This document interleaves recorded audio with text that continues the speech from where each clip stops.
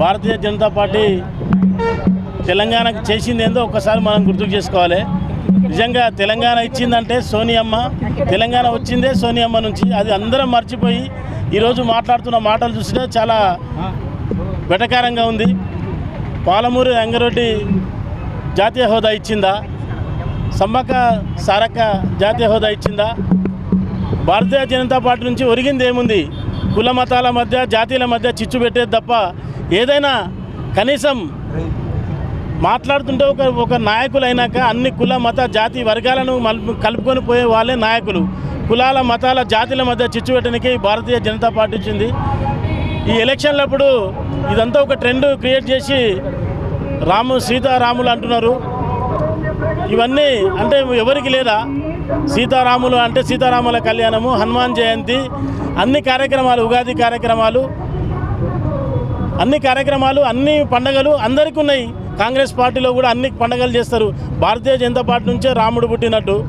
రాముడు అన్నప్పుడు మీరు ఇప్పుడు దాదాపుగా ఇదే దానిపైన రాముడి పైన, రామ జన్మభూమి పైన ఎన్నో రోజులు ఎలక్షన్ సాగింది. ఎప్పటికి ఇదేనా? ఈరోజు మనం అందరం గ్రహించి చూడాల్సింది ఏంటంటే అందరూ కూడా ఈరోజు మహబూబ్ నగర్లో శ్రీనివాస కళ్యాణం, భూదేవి శ్రీనివాస కళ్యాణం చేస్తున్నాం. అన్ని కార్యక్రమాలు అన్నీ చేస్తూ ఉన్నాం. ఇది ఒకటే చెప్పాల్సింది ఏంటంటే అన్ని కుల మత జాతీయులను కలుపుకొని పోవాలి. నిజంగా ఈ కాంగ్రెస్ పార్టీ అన్ని కుల మత జాతులను కలుపుకొని పోయే పార్టీ అంటే కాంగ్రెస్ పార్టీ అని తెలియజేస్తున్నాం. చివరికి ఈరోజు మనకు భారతీయ జనతా పార్టీ మనకేమిచ్చిందంటే గాడిద గుడ్డు ఇచ్చిందని తెలియజేస్తున్నాం. ఏఐసిసి ఆదేశాల మేరకు, పిసిసి ఆదేశాల మేరకు, జిల్లా అధ్యక్షుని ఆదేశాల మేరకు మరియు మహబూబ్ నగర్ నియోజకవర్గ శాసనసభ్యులు ఎన్ఎం శ్రీనివాసరెడ్డి గారి ఆదేశానుసారం మహబూబ్ నగర్ న్యూ టౌన్ చౌరస్తా మల్లికార్జున ఎంటర్ప్రైజెస్ ముందల ఈరోజు గాడిద గుడ్డు కార్యక్రమాన్ని ఎన్ఎస్వై యూత్ కాంగ్రెస్ మరియు జనరల్ కాంగ్రెస్తో పాటు అందరం కలిసి ఈ కార్యక్రమాన్ని నిర్వహించా ఉన్నాం.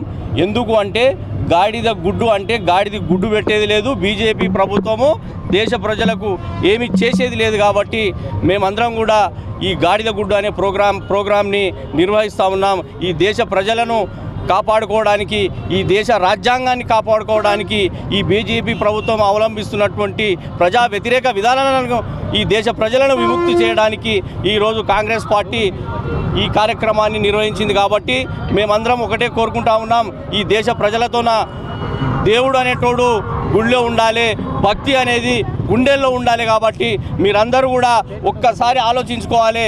ఈ దేశాన్ని కానీ మనం ఈ రాజ్యాంగాన్ని రక్షించుకోవాలంటే మనమందరం కూడా కష్టపడి ఈ వ్యతిరేక విధానాలను అవలంబిస్తున్నటువంటి మోడీ ప్రభుత్వాన్ని మనము ఓటు ద్వారా మనమందరం కూడా రాబోయే 13 తారీఖులు చూపించాలని చెప్పేసి ఈ పార్లమెంటు నియోజక ప్రజలను, ఈ తెలంగాణ రాష్ట్ర ప్రజలను, ఈ దేశ ప్రజలను మహబూబ్ నగర్ నియోజకవర్గం నుంచి నేను వేడుకుంటా ఉన్నాను.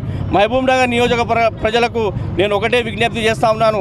ఖచ్చితంగా మీరందరూ కూడా రాబోయే రోజుల్లో 13 తారీఖు రోజు పోలింగ్ ఉన్నది. కాబట్టి మీరందరూ కూడా ఏకదాటిపై కాంగ్రెస్ పార్టీకి ఓటేసి మీరందరూ కూడా ఈ గాడిద గుడ్డు ప్రభుత్వానికి మీరందరూ కూడా బుద్ధి చెప్తారని తెలియజేసుకుంటూ ముగిస్తున్నాను.